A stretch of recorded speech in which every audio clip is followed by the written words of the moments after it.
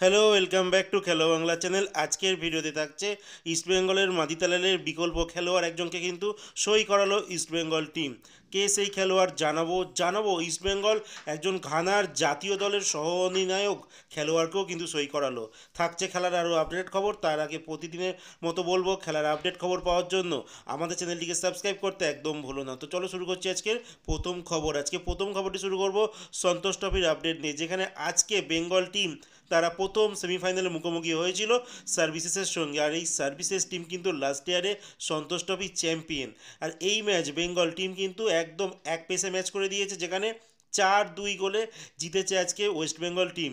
প্রথম হাফেই কিন্তু বেঙ্গল টিম তারা 3-0 গোলে লিড নিয়ে নেয়, আর পরের হাফে কিন্তু আলটিমেট খেলা দাঁড়ায় 4-2। তো বলে রাখি, এই ম্যাচে বেঙ্গলের হয়ে 4টি গোল কে কে করে: মনতোষ মাঝি একটি গোল করে, নরহরি শ্রেষ্ঠ একটি গোল করে, আর রবি হাসদা তিনি দুটো গোল করে।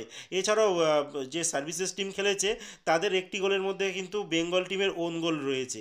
তো যাই হোক, বেঙ্গল টিম কিন্তু ফাইনালে পৌঁছে গেল 31শে ডিসেম্বর, মানে আগামী মঙ্গলবার দিনকে কিন্তু ফাইনাল আছে সন্তোষ ট্রফি। আর আজকে রাতে আরেকটি খেলা রয়েছে, কেরালা ভার্সেস মণিপুর। এই ম্যাচে যে টিম জিতবে সেই কিন্তু বেঙ্গলের সঙ্গে ফাইনাল ম্যাচ খেলতে নামবে। তো আরও একবার সঞ্জয় সেনের প্রশিক্ষণাধীন চাকু মান্ডি ক্যাপ্টেন এই টিমের কিন্তু আরেকবার হাতছানি আছে সন্তোষ ট্রফি জয় করার। দেখা যাক এবার বেঙ্গল টিম কি করে। এরপরে যে খবরটি বলবো আইএসএলের গতকালকে কিন্তু দ্বিতীয় ম্যাচটি হয়ে গিয়েছিল, যেখানে ব্যাঙ্গালোর এফসি অ্যাওয়ে ম্যাচে চেন্নাই এফসির সঙ্গে ম্যাচ খেলতে গিয়েছিল। তো সেখানে ব্যাঙ্গালোর টিম কিন্তু 4-2 গোলে জয়লাভ করে। আর এই ম্যাচে কিন্তু ব্যাঙ্গালোরের হয়ে গোল করে রায়ান উইলিয়ামস, তিনি 16 মিনিট আর 68 মিনিটে দুটো গোল করে। আর সুনীল ছেত্রী তিনি একটি গোল করেন।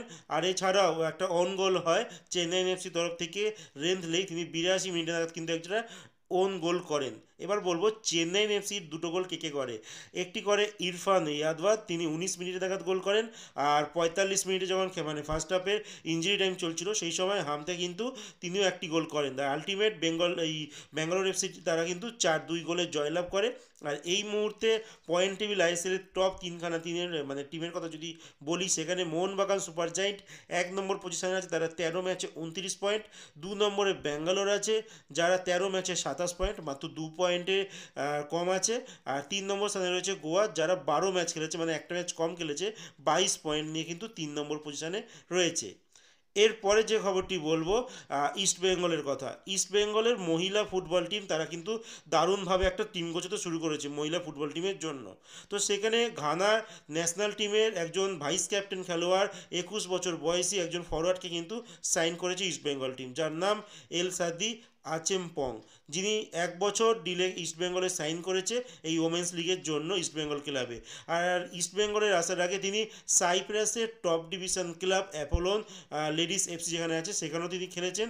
এছাড়াও গোকুলাম কেরালার কোচ অ্যান্থনি, যিনি গোকুলাম কেরালার কোচ ছিলেন সেই সময় কিন্তু তিনি এখানেও খেলেছেন, মানে এর আগেও ইন্ডিয়াতে খেলার তার অভিজ্ঞতা রয়েছে।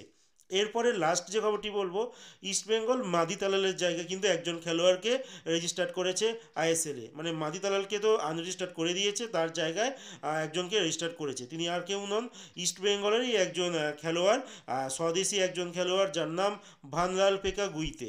তো আমরা লাস্ট ইয়ার দেখেছিলাম আইএসএলের একটি ম্যাচ তিনি খেলেছিলেন, সেই 25শে সেপ্টেম্বর একটি ম্যাচ ছিল জামশেদপুর এফসির সঙ্গে, সেই ম্যাচে মিডফিল্ডার পজিশনে তিনি খেলেছিলেন। তারপরও এই বছর আবারও একটা আইএসএলে খেলার চান্স এসে গেছে। আগামী 6 জানুয়ারি মুম্বাইয়ের সঙ্গে খেলা, দেখা যাক সেই ম্যাচে তিনি খেলতে পান কি না। তো বলে রাখি, এই মিডফিল্ডার কিন্তু ইস্টবেঙ্গলের হয়ে কলকাতা লিগ রিজার্ভ টিমের হয়ে কিন্তু অনেক ম্যাচ খেলে, বাট সিনিয়র টিমে খুব একটা চান্স পান না। তো দেখা যাক, মাদি তালালের বিকল্প খেলোয়াড় কিন্তু এই এখন স্বদেশি খেলোয়াড়কে আপাতত সই করেছে। আর আরও দুজন বিদেশি সই করার কথা আছে। তো দেখা যাক তাদের আপডেট কি আসে। এখনও অবধি কিন্তু কোনো আপডেট আসেনি। তো আজকের মতো খেলার খবর এতটুকুই। ভালো থেকো, সুস্থ থেকো, দেখা হচ্ছে নতুন আরেকটি ভিডিওতে।